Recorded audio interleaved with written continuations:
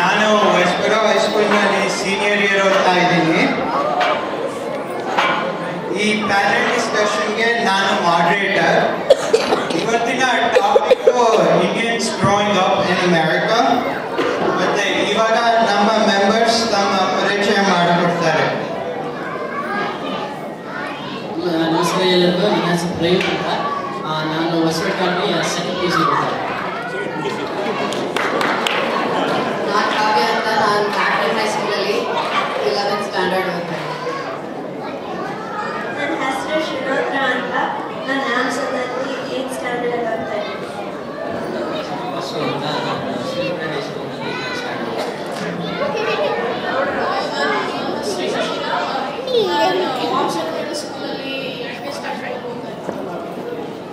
ನನ್ನ ಹೆಸರು ಯಶಸ್ ಅಂತ. ನಾನು ಮಿಡಲ್ ಸ್ಕೂಲ್ನಲ್ಲಿ. ನನ್ನ ಹೆಸರು ಶ್ರೀನಿವಾಸ್ ಅಂತ. ನಾನು RJK ಮಿಡಲ್ ಸ್ಕೂಲಲ್ಲಿ 8ನೇ ಸ್ಟ್ಯಾಂಡರ್ಡ್. ನನ್ನ ಹೆಸರು ಶಶಾಂಕ್ ಅಂತ. ನಾನು ಆಮ್ಸದಲ್ಲಿ 8ನೇ ಸ್ಟ್ಯಾಂಡರ್ಡ್ ಓದ್ತಾ ಇದ್ದೀನಿ. If you're all ready, we can start the discussion now. And our first question is to Prayuth. It is, have you ever struggled trying to find the right balance between Indian culture and American culture? Yeah, you know, being raised here for the most part while being born in India, it creates kind of a tension between the two cultures. I mean, one side you come home and you eat Indian food, you talk India, you do everything like an Indian. I mean, I'm here on my weekends. Other American friends are, you know, going to track and doing all this stuff. But I'm here on my weekends. I participate in all this new kind of activities. But on the other side, when you go to school, you're expected to talk about completely different things. You're expected to discuss different topics, eat different foods. So yeah, there is a struggle to find a balance, at least initially. You don't know which one you're supposed to be more of or less of. But as time goes on, you'll eventually kind of find a balance, and you just realize that when you're home, you're Indian. When you're at school or anywhere else, you're American. So that struggle is important to find. That struggle is important to, you know, resolve eventually. Thank you. Our next question is to Shashank, and it is, how has one culture made you think differently about the other? Well, as we all know, our Hindu scriptures teach us one message, Vasudeva Kutumbakam. This means that the entire world is family, no matter what race or religion we are. This is emulated in the Western qualities of freedom and equality. And this is perfect for the society that we live in, which is multi-religious, multi-ethnic, and multicultural. Let's talk about the non-violence aspect of India, which is sorely lacking in today's society. Around the world, groups and countries usually resort to violence to resolve their conflicts rather than sit down and talk to one another. We tried this once in the Indian War of Independence in 1857. Look at where it got us. Nowhere. Decades later, Mahatma Gandhi tried to do the same thing, but in a non-violent method, and we attained freedom. Those values from so long ago are still prevalent in today's society. Take, for instance, Anna Hazare's movement against government corruption last year. He did this in a non-violent manner, and he got what he sought out for. Another thing is conservatism in India. Usually, elders in the family make all the important decisions, such as education and even marriage. A marriage contract between two people, but the bond is shared by two families or even two villages. In America, it's a completely different story. Here, we have a much more open society where two people decide to get married and they usually don't involve their family members in it. Thus, we see that there are stark differences between both cultures. But me, being an Indian American, I get to boast the best of both worlds. And so, I get to use both of them to the best of my ability to make me a better human being. You brought up some really good points there. Our next question is again for Prayuth, and it is, how is being Indian influenced your excelling at school? So first of all, that question is loaded because, you know, it says excelling at school, and as my father will point out to very many people, I don't actually excel at school. But, you know, the important thing you take away is that your father, your mother, your grandparents all emphasize study. It's very important to be disciplined and focused in your studies. That you won't see as much in Western society. They don't think it's really as important to find the right college to get that grade. Presume you'll be alright, the kids will be alright. But in India, it's a heavy focus on education. And our fathers and mothers went through a lot to get educated. They expect us to at least put in the effort and make sure we get a good education. And I always think it's funny because there was that book that came out last year, Battling with the Tiger Mother. It talked about how this Chinese mother was making her kids study. She made her practice a couple hours a day. And all this, like, a Western uproar, like, oh my god, we can't raise kids like this is terrible, they must feel so bad. The kid got into Harvard, by the way, her daughter got into Harvard, and I sat there reading the book, I'm like, this is more or less how I'm raised, I don't see what they're raising a big fuss about. It makes you a little bit more immune to the world, it makes you study harder, it makes you become a better person because your parents are so disciplined and focused. So, I mean, honestly, that's the way I think everyone should raise their kids, and we'd all turn out alright.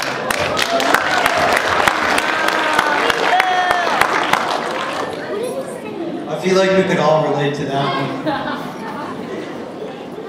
one. Our next question is to Yashas, and his question is, how has being Indian affected your lifestyle, and how has American being affected your lifestyle? Being Indian has allowed me to eat different food, go to different events such as this one, and wear different clothes. Unlike my American friends, I study more than them. Sometimes I get better grades, most of the time. And they always think that I work harder than I'm supposed to. That's because most Indian parents have high expectations. Being American has allowed me to experience different sports that I never knew of. And watch different shows, TV shows that I do here that I did in India. And also, I listen to different types of music that I did in India, and I play different types of musical instruments that I did in India. Thank you. Good points. Our next question is to Shrunothra, and her question is, what is the best part of being an Indian in America? The best part of being an Indian in America is probably that you get to experience two different cultures in a society that's pretty good.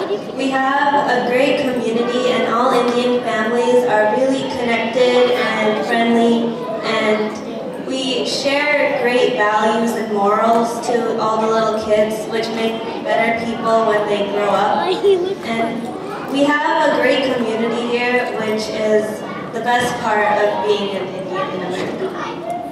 Do you have anything to say about the values?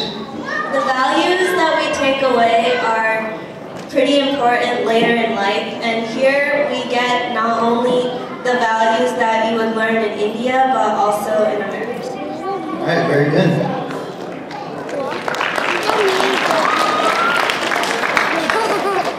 Our next question is to Vasu. And his question is, what would you say to someone in the U.S. in order to convince them to come to or move to India? Well, first of all, I would talk about how great the food is, and I would definitely talk about like food. And well,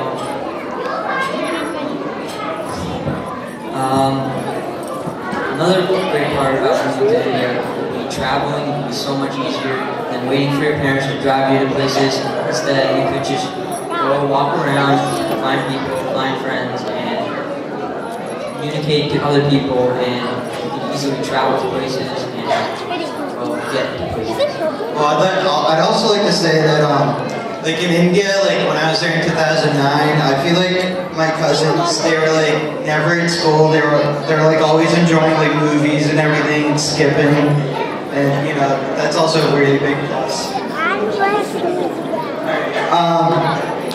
Our next question is to Shishir, and it is, having experienced both Indian and American culture, where would you rather live and why? Great question. Thank you. I would, my choice would obviously, to me, be India, because there's many plus sides to India that we don't experience here too much. The major one being the sense of community and trust between people that you know. Everybody you know is very close by, and during times of joy and sorrow, you can share it with other people. And also the education, where everybody is very competitive, which is something that I like to be. And also the relaxed lifestyle, where you get to live life the way you want to, but then when you come home at the end of the day, you know what you did and you know what you have to do tomorrow. Whereas here in America, it's so much stress, and you have to go through the night thinking, what's going to happen tomorrow, and am I going to be okay? And also, I like to go to India for the novelties, such as food, entertainment, family members to enjoy with, etc. Alright, good answer. Our next question is to Srinivas, and it is, how has stereotypes influenced or have affected you? Well, stereotypes have influenced me two ways. One, they show me what Americans think of us, and two, it gives me an opportunity to show them that they're wrong. One of the biggest stereotypes I feel that are held against Indians that are given by Americans is that we all want to enter the medical field, or we want to be engineers, or we want to enter the IT field, which to a certain extent is true. Let me say one thing. In first grade, I didn't want to be any of these things. I wanted to be a paleontologist. I wanted to dig up dinosaur bones because I thought it was cool. And in third grade, I told my dad I wanted to become an astronaut because I thought it would be very interesting to go up into space, land on the moon, land on Mars, and I thought it would be really cool. So this shows that that stereotype is incorrect, because I'm pretty sure there's many people who don't, many Indians who don't work in the IT field, medical field, or engineer field. You have people like Indra Nooyi, who's the CEO of Pepsi. She is extremely successful and considered one of the most successful and powerful women in the world. And she's also one of the richest, but she didn't she didn't gain fame or money through the medical field or engineering or IT. And then you have M. Night Shyamalan, who was the director of The Sixth Sense, which released in 1999. It was a very great movie, and it had an income of about $63 million, which is a lot. But he didn't do this through the IT field or the engineering field or the medical field. It was just through his genius.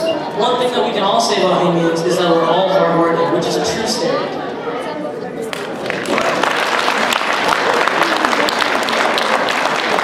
I have to agree with what he says. I think that children should, if they want to do something and they love what they do, they should really follow it. And our next question is to Kavya.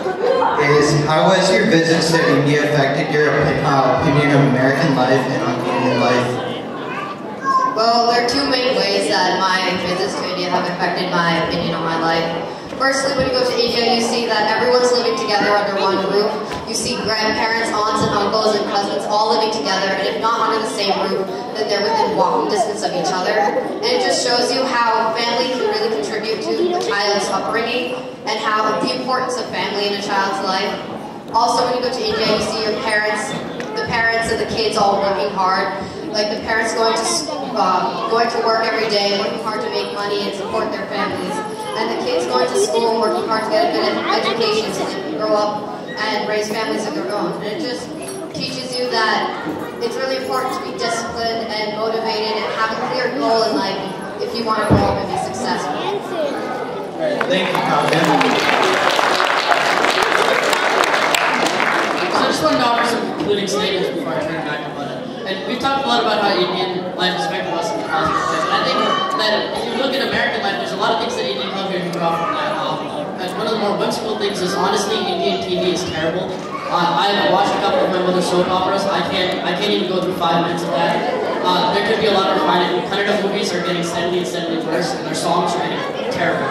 But those are all whimsical, but realistically, the Indian culture is a very conservative one. It doesn't change very much. And there's this idea that, I particularly don't like is that adults are very wise and they're very smart. They should make decisions, but kids have something to contribute too sometimes. And I get yelling matches with my father because I think I'm right sometimes. I think that sometimes kids, all of us were all right. We think for ourselves sometimes. We know what to do sometimes by ourselves without anyone helping us. It's just in general, when you come to America, it's a very independent, stressed society. Not as much a community, but a lot of kid-based, like we can do something for ourselves, versus the very community-based society that India has. And I think there's a lot you can draw from American society that can help us advance by ourselves. And I try to do that, and that's frequently the cause of a lot of the fights that you're going to have with your kids, or kids already have with their parents, is that we're coming from a society that heavily emphasizes us and what we can do, whereas Indian society is very much community-based. And I'm not saying one's better than the other, I'm just saying that there could be a better integration of the two. That would facilitate less between parents and kids. And, it would also help make us all better, but that's my piece on it.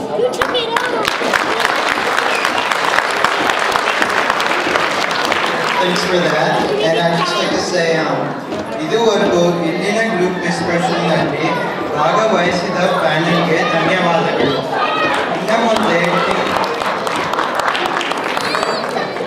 ಇನ್ನು ಮುಂದೆ team time ಅಂತ ಹೆಚ್ಚು ಪ್ರಯೋಗಗಳನ್ನು ನಿಮ್ಮ ಮುಂದೆ ತರುತ್ತೇವೆ.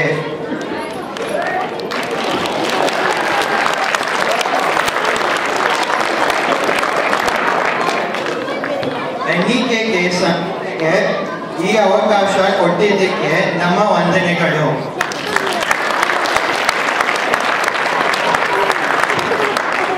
I'd also like to thank everyone who's here for listening to us, and our parents, of course. Thank you very much.